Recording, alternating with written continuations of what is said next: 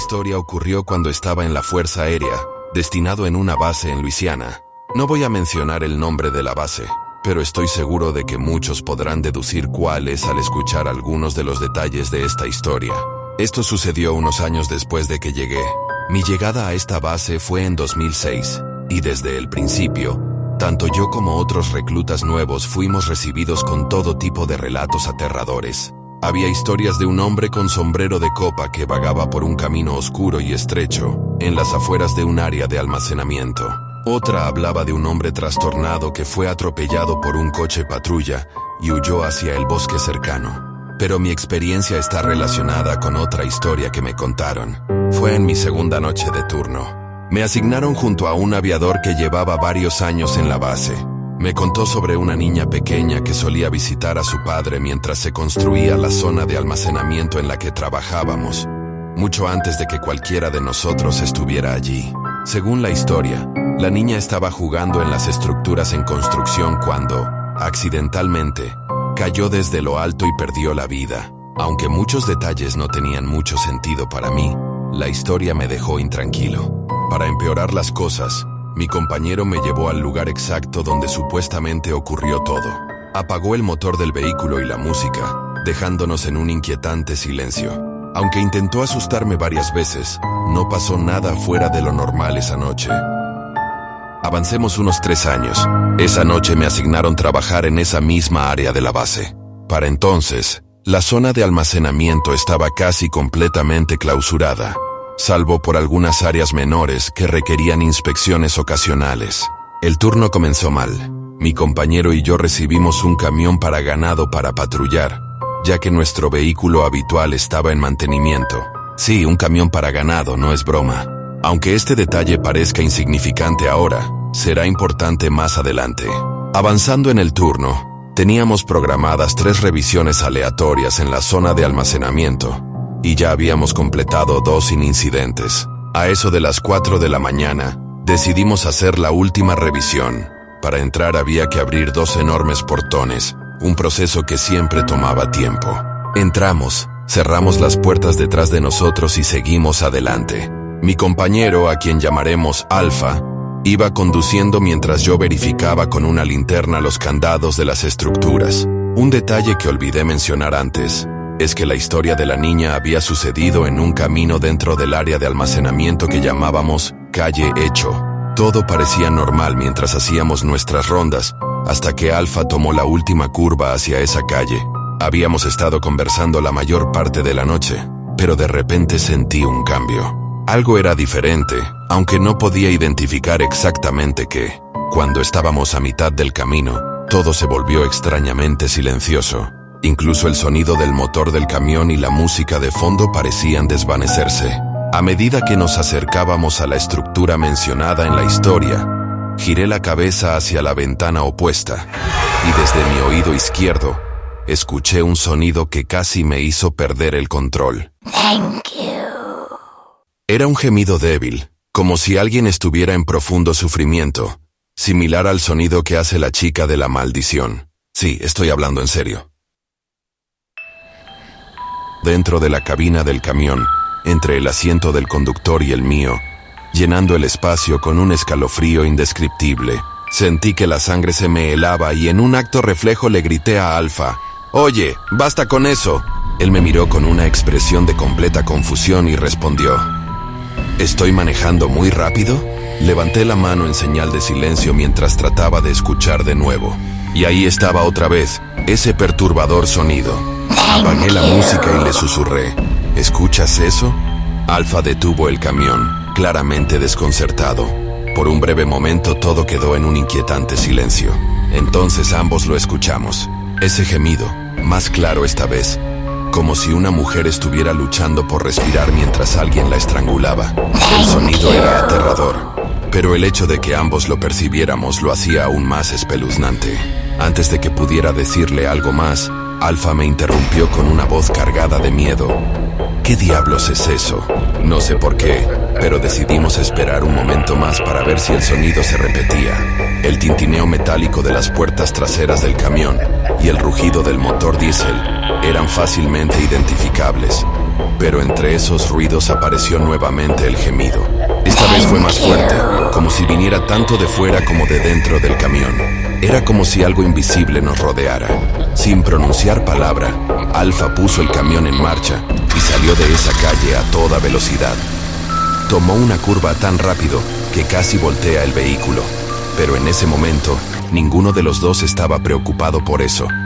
Sabíamos, sin necesidad de decirlo, que debíamos salir de ahí lo más pronto posible. Cuando finalmente llegamos a los portones nuevamente, salté del camión lo más rápido que pude para abrirlos mientras Alfa vigilaba mis espaldas. Él se apresuró a pasar los portones con el vehículo y esperó a que los cerrara detrás de nosotros. Apenas terminamos esa tarea, nos dirigimos rápidamente hacia la parte principal de la base. Una vez ahí, pedimos hablar con nuestro jefe de turno para reportarle lo sucedido. Cuando finalmente nos reunimos con él, esperábamos que no nos tomara en serio, pensando que todo había sido producto de nuestra imaginación, dado lo tarde que era y lo agotados que estábamos tras un turno de 12 horas. Sin embargo, recuerdo claramente sus palabras. Les creo completamente.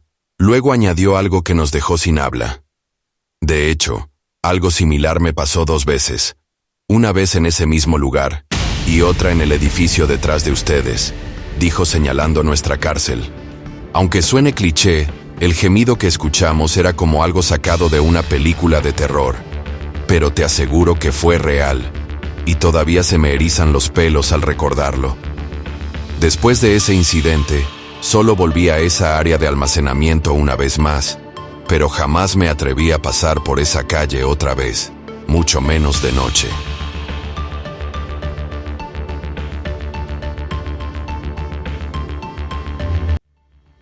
No he compartido mi historia con muchas personas, excepto con mi esposa y algunos amigos cercanos. Ocurrió mientras estaba estacionado en el ejército como operador de radio durante la guerra de Vietnam, y no lo he olvidado hasta el día de hoy.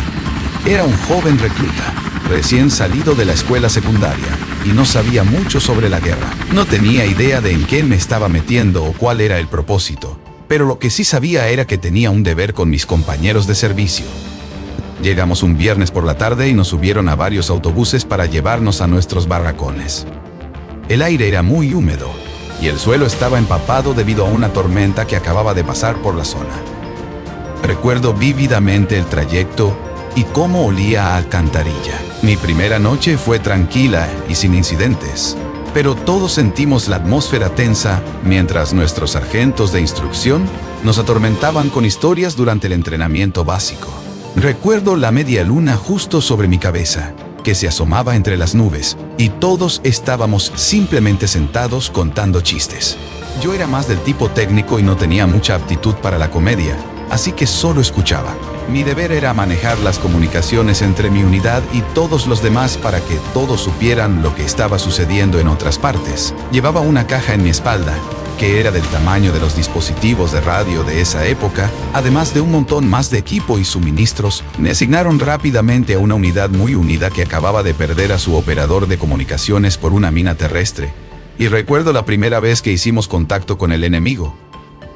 Fue el ruido más fuerte que jamás había escuchado. Estábamos en una parte densa de la jungla y no podíamos ver al enemigo en absoluto. Pero rápidamente nos agachamos tan pronto como comenzaron a dispararnos. Disparamos de vuelta en su dirección general. El caos pareció durar una eternidad, pero probablemente cesamos el fuego después de un par de minutos. Avanzamos para acercarnos al enemigo y asegurar la zona, y fue la primera vez que vi al enemigo de cerca. Ahí estaban, 3 soldados Vietcong muertos tendidos en un charco de su propia sangre. No podía creer que estaba viendo a 3 seres humanos que habían estado vivos solo momentos antes. Eran chicos jóvenes que tal vez tenían hermanas, hermanos y padres. Probablemente estaban relajados momentos antes de que llegáramos. Y aquí estamos nosotros momentos después mirando sus cuerpos inmóviles, pero debo decir que me sentí justificado, porque eran el enemigo y habrían estado de pie sobre nuestros cadáveres en su lugar. Unos días después nos asignaron a una ubicación diferente, que había sufrido más bajas y necesitaba más apoyo. Me acostumbré a la violencia y vi a muchos de nuestros jóvenes morir de maneras dolorosas. Un día mi oficial al mando me dijo que alguien quería hablar conmigo. Me encontré con un hombre mayor de unos 50 años, que parecía totalmente fuera de lugar. Su comportamiento era calculado y predecible. E incluso mi oficial, al mando, parecía haberse convertido en un sí señor frente a él. Se presentó como Frederick Douglass, un oficial de inteligencia estacionado cerca, y me dijo que iba a ser asignado a él como operador de radio para su unidad. Me gustaba mi unidad y quería quedarme con ellos, pero las órdenes son órdenes. No tenía elección, así que subí al güey y me fui con él. Aterrizamos en una zona densamente arbolada, junto a algunas chozas del Vietcong. Era un área fuertemente fortificada por el enemigo, y definitivamente podía imaginarme la pelea que debió haber ocurrido aquí. Había algunos hombres con máscaras de gas y otros parados cerca, pero no parecían notar mi presencia ni preocuparse de que estuviera allí. Era una atmósfera muy extraña que no se sentía del todo bien. Estos tipos no actuaban como soldados normales y definitivamente no tenían la mirada de miedo que la mayoría de nosotros teníamos. Incluso traté de hablar con algunos de ellos, pero todo lo que obtuve fue una mirada extraña, carente de emoción, como si estuvieran infectados con algo. Lo que fuera que tenían, todos lo compartían, y eso me hizo sentir muy incómodo. El oficial Douglass y yo entramos en una de las chozas más pequeñas, y me dijeron que me quedara ahí hasta que alguien viniera por mí.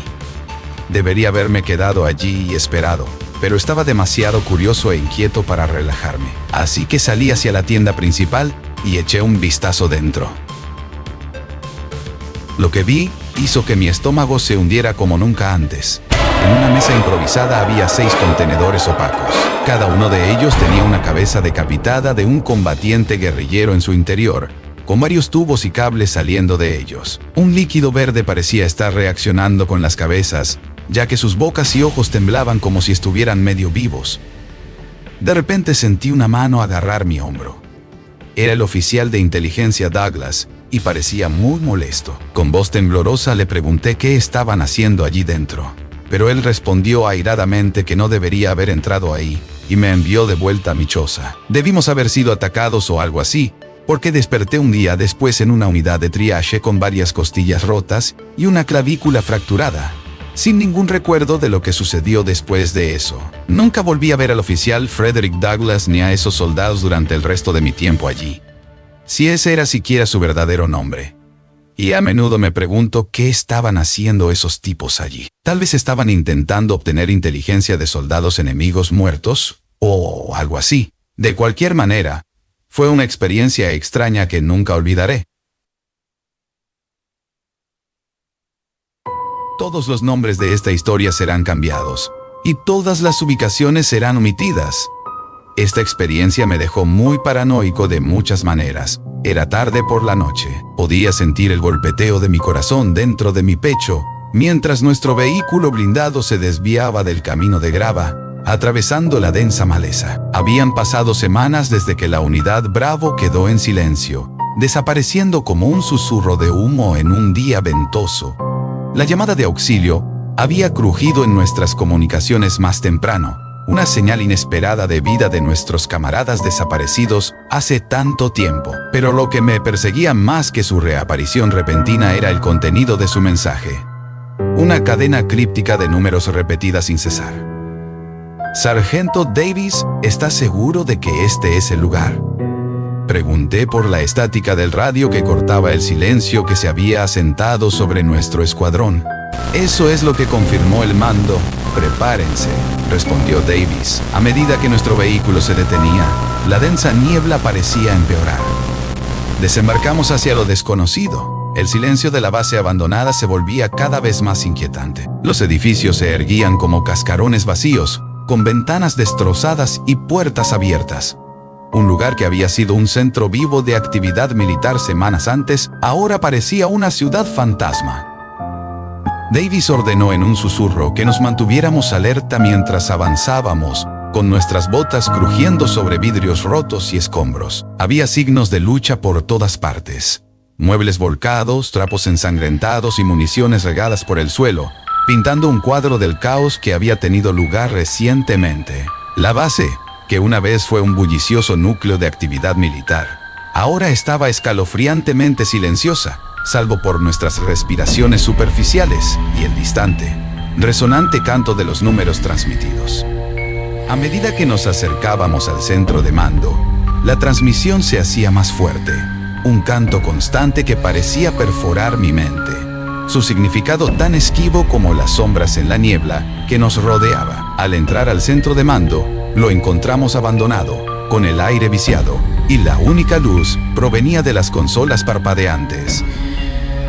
Los altavoces de radio, llenos de estática, repetían la secuencia una y otra vez con una voz monótona.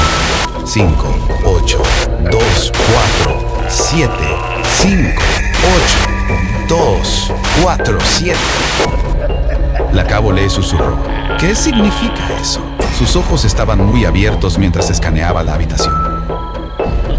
El comandante Haskins podría haberlo sabido, dijo Davis.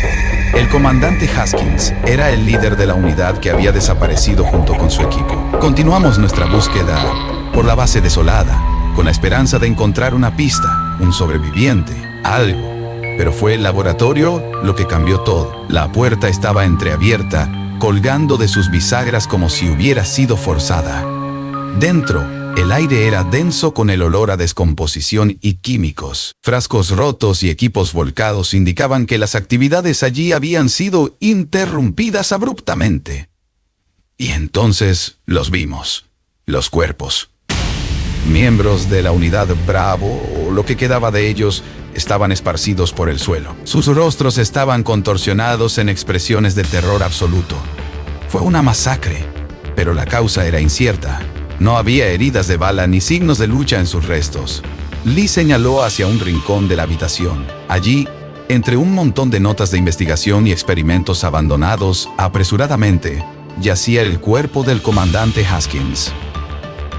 En su mano rígida y sin vida, sostenía un cuaderno. Los números 5, 8, 2, 4, 7 estaban garabateados en él con una escritura temblorosa, seguidos de una sola y escalofriante frase: «Vienen por nosotros». La revelación nos golpeó como un impacto físico, y las implicaciones de sus palabras giraron en nuestra mente en un torbellino de preguntas sin respuestas. ¿Quién venía por ellos? Era esta llamada de auxilio no una señal de esperanza, sino una advertencia. Fue entonces cuando la realidad de nuestra situación cayó sobre nosotros. La soledad, el silencio inquietante roto solo por esa interminable secuencia de números.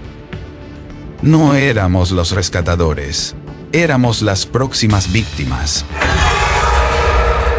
El pánico se apoderó de nosotros mientras la base parecía cerrarse sobre nosotros. La niebla afuera parecía volverse más espesa. Nuestra única opción era huir. Corrimos, tropezando a través de la niebla, guiados por la luz distante de nuestro vehículo. Los números continuaban resonando en mi mente, un canto que parecía seguirnos, susurrando a través de la niebla. Justo cuando el vehículo apareció a la vista, una sombra emergió de la bruma.